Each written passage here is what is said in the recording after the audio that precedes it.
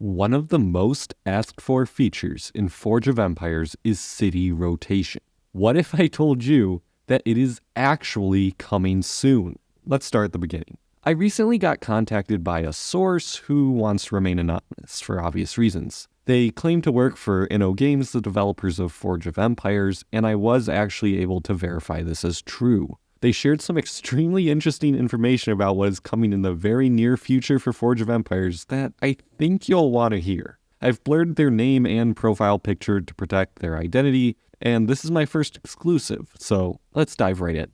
Rotating your city would be so nice, wouldn't it? You would be able to see behind buildings, get different angles on your buildings, and so much more. And the good news is that I can confirm that it is going to be coming to the game. However, not only that, but the entire game is going to be remade in 3D. The city, yes, but also battles, guild expeditions, and even the events. My source sent me some development footage for the new 3D version of the game. Here you can see some of the unit animations that will be added, and they certainly look a lot better than the pixelated ones that we have now. But what about the city, I hear you asking? Well, for now, I only have art for one building from the Tomorrow era, which is the urban farm. It isn't in the city itself, but rather this is in-progress footage of it being recreated from the ground up in 3D modeling software. All the existing buildings will be given this treatment to have their art style fit the new 3D textures. Unfortunately though, that's all in terms of visuals that I can show for the new version of the game, but according to my source, they expect this to launch in late 2023. The only downside of this change seems to be that it won't be full city rotation, but rather only 90-degree rotations, similar to what exists in some other city builders. My source explained that it's simply to reduce the load on lower-end devices,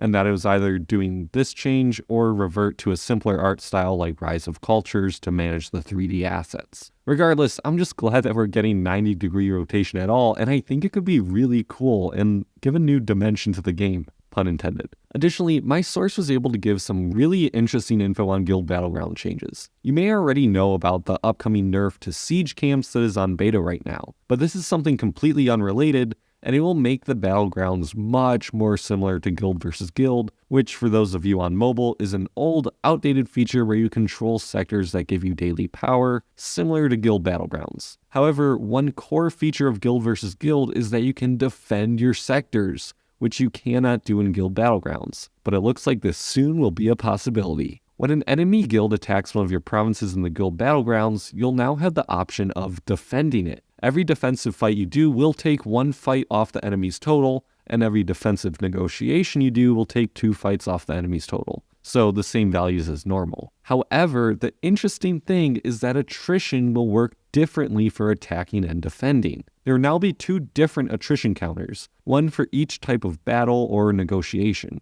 And if you haven't figured it out yet, defending will require defensive army boosts instead of the normal attacking army ones. This means that, since most players don't have high defensive boosts, players won't be able to fight off all enemy attacks. However, to ensure that it's still possible to actually take provinces against super strong guilds, there will be a hard cap to the number of defensive fights that you can do per province, set at half the number of the attacks needed to take it. That isn't really a big number, only 80 fights in Diamond, but it means that you make the enemy have to fight an extra 50% more battles. It also provides a bit more balancing to the battlegrounds, making buildings like the Outpost and Fortress more worthwhile, as they can give you a greater chance at slowing down the enemies. According to my source, you also get the same Battlegrounds rewards as usual, with the only change being that you get defense boosts instead of attack boosts. Even though it's pretty early and this change hasn't actually launched on beta yet, I have to say that I'm really excited for it. With the recent Guild Expedition level 5 being tested on beta and that feature also needing defense boosts, it looks like the developers are actively trying to balance the game to give more defensive and goods-focused strategies a bit of a boost,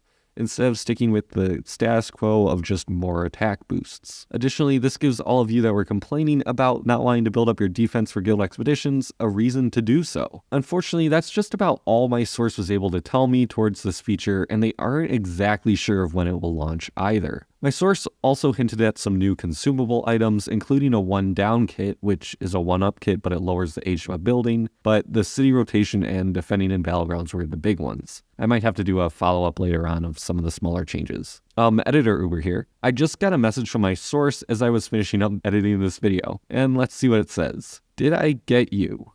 What? It was Rinbin. That jester. He's always playing pranks on us. I should have known. Happy April Fools? What?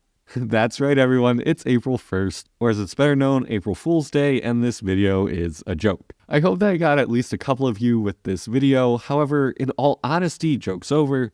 Not everything in this video is actually fake. The 3D city info is actually all real, except that the game is never going to actually be playable in 3D. The still screenshots are official press images for the game, and in case you didn't know, the entire game is actually already designed in 3 dimensions and then simplified to 2D to make the game playable through a browser and on your phone. The video for the urban farm design is actually from an InnoGames TV episode, which I'll have linked below, and the unit animations are from a company that InnoGames outsources some work to, obviously including unit animations. Once again, these are designed and animated in 3 dimensions before being pre-rendered for the 2-dimensional game, and I think it's kind of cool. If you enjoyed this, maybe you'd like, oh man, how about we go with something older, with my guide on how to prepare to move up in age. Happy April Fool's Day, and I'll see you next time.